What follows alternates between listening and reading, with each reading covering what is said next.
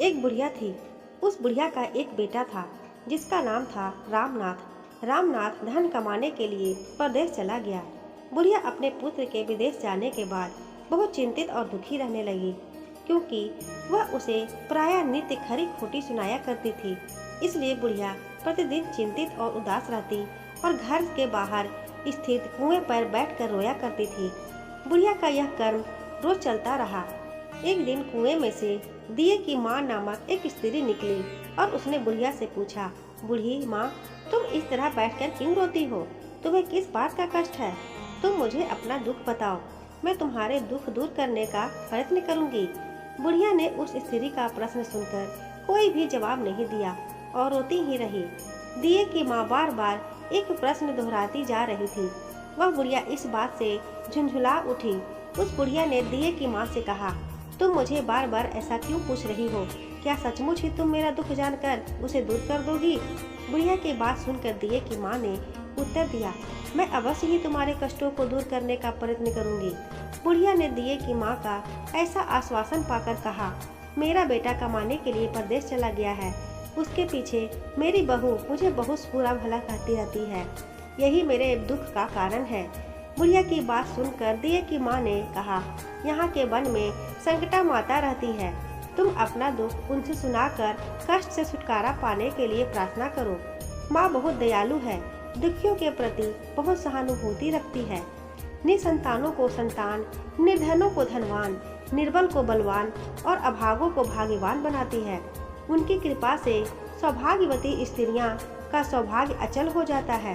कुंवारी कन्याओं को अपने इच्छित वर की प्राप्ति होती है। रोगी अपने दुख से मुक्त होते हैं। इसके अलावा जो भी मनोकामना हो वह सभी को पूरा करती है। इसमें कोई संदेह नहीं है। दिए की माँ से ऐसी विलक्षण बात को सुनकर बुढ़िया संकटा माता के पास गई और उनके चरणों पर गिरकर विलाप करने लगी। संकटा माता ने बड़े ही दयालु होकर बुढ़िया से पूछा, बुढ़िया, तुम किस कारण इतने दुख से बार बार रोती रहती हो? बुढ़िया ने कहा, हे माता, आप तो सब कुछ जानती हो, आपसे तो कुछ भी छिपा नहीं है। आप मेरे दुख को दूर करने का आश्वासन दे दो, मैं अपनी दुखद गाथा आपको सुनाऊं। बुढ़िया की बात सुनकर संकटा माता ने कहा, मुझे पहले अपना दुख बताओ, दुखियों का दुख दूर करना ही मेरा काम है। संकटा माता के ऐसा कहने पर बुढ़िया ने कहा, हे माता, मेरा लड़का परदेश चला गया है। उसके घर में ना रहने से मेरी बहू मुझे बहुत तरह तरह की सुनाया करती है। उसकी बातें मुझसे सहन नहीं होती। इसी कारण परेशान होकर मैं बार बार रोया करती हूँ। बुढ़िया के इस दर्द भरी कथा को सुनकर संकटा माता ने कहा, तुम घर जाकर मेरे लिए मन्नत मनौती मांग कर मेरी पूजा करो। इससे तुम्हारा लड़का सकुशल घर वापस आ जाएगा। मेरी पूजा के दिन सुहागन स्त्रियों को आमंत्रित कर उन्हें भोजन कराना। ऐसा करने से तुम्हारा लड़का अवश्य ही तुम्हारे पास आ जाएगा। संकटा माता के कहे अनुसार उस बुढ़िया ने मनौती मांगकर पूजा की और सुहागिन स्त्रियों को भोजन के लिए आमंत्रित किया। परंतु विचित्र बात यह हुई कि जब बुढ़िया ने स्त्रियों के लिए लड्डू बनाने शुरू किए तो उससे 7 की जगह 8 लड्डू बन गए। इस बात से बुढ़िया बहुत ही असमंजस में पड़ गई। ऐसा होने का क्या कारण है? कहीं मुझसे गिनने में तो गलती नहीं हो रही, अथवा अपने आप 8 लड्डू बन जाने का कोई अन्य कारण है? उसी समय संकटा माता एक वृद्ध स्त्री के रूप में बुढ़िया के सामने प्रकट हुई और बुढ़िया से पूछा, क्यों बुढ़िया, आज तुम्हारे यहाँ कोई उत्सव है क्या? यह सुनकर बुढ़िया बोली, आज मैंने संकटा माता की पूजा की है और सुहागिन स्त्रियों को भोजन के लिए आमंत्रित किया है, किंतु जब गिन कर 7 लड्डू बनाती हूँ तो वह लड्डू अपने आप ही 8 बन जाते हैं। मैं इसी बात से चिंता में पड़ गई हूँ। बुढ़िया की बात सुनकर संकटा माता ने कहा, क्या तुमने किसी बुढ़िया को भी आमंत्रित किया है? बुढ़िया कहने लगी, नहीं, मेरा ऐसा नहीं किया, परंतु तुम कौन हो? संकटा माता ने कहा, मैं बुढ़िया हूँ, मुझे ही आमंत्रित कर लो।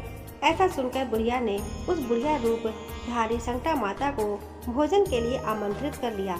इसके बाद बुढ़िया के घर पर सभी आमंत्रित सुहागनें आ पहुंची और बुढ़िया ने सबको लड्डू तथा अन्य मिठाई आदि का भोजन कराया। इससे संकटा माता उस बुढ़िया पर बहुत प्रसन्न हुई और माता की कृपा से उस बुढ़िया के बेटे के मन में अपनी माता और पत्नी से मिलने की इच्छा उत्पन्न हुई और वह अपने घर के लिए चल दिया।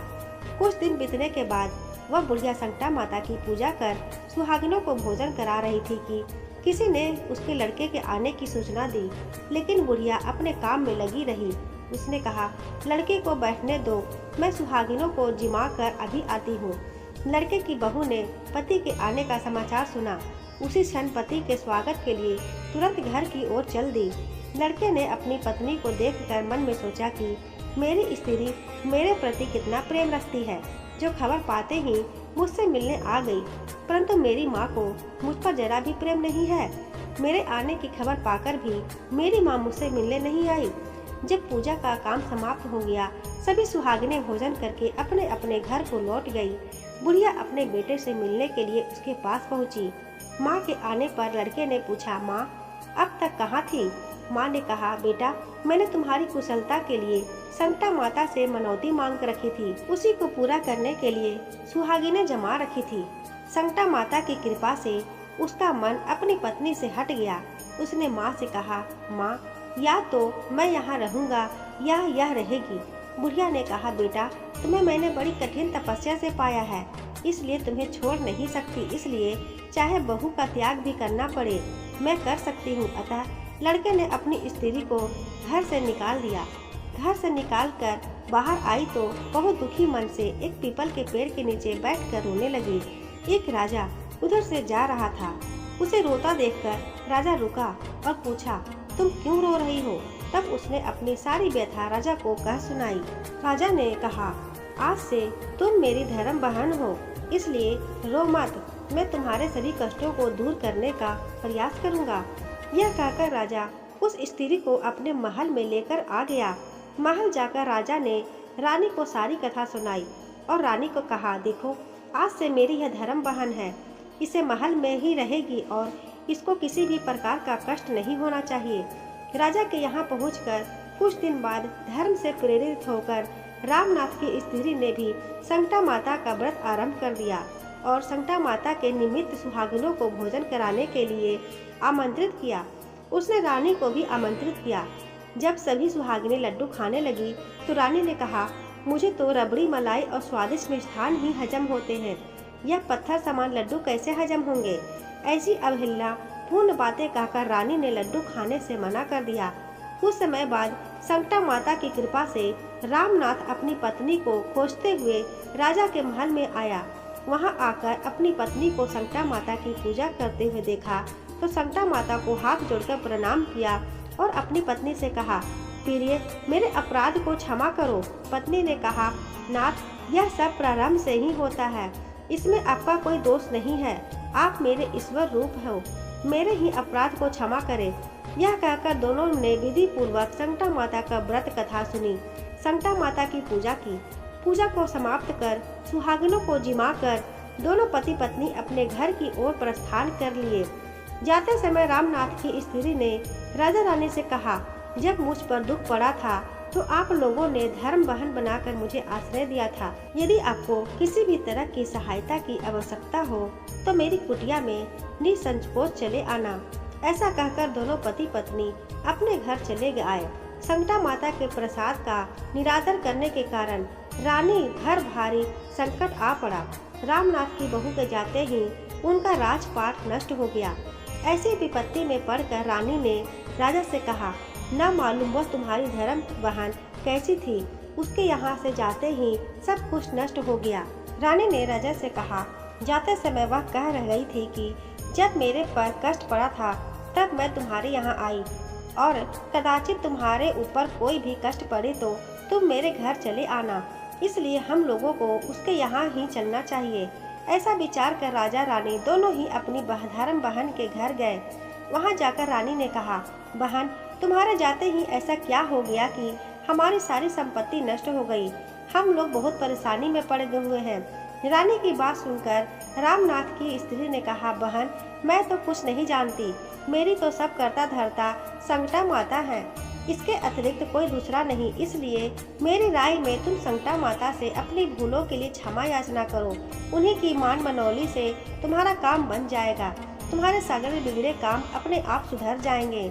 रामनाथ की स्त्री की बातें सुनकर रानी ने श्रद्धा भक्ति से संकटा माता का व्रत किया और सुहागनों को जमा कर अनजाने में हुई सभी अपने भूलों के लिए संकटा माता से बार बार क्षमा मांगी। रानी के ऐसा करते ही संकटा माता प्रसन्न हो गई और रात में रानी को स्वप्न में कहा कि तुम दोनों पति पत्नी अपने महल को चले जाओ, वहां जाकर मेरी पूजा करना और मेरे निमित्त सुहागनों को जमाना।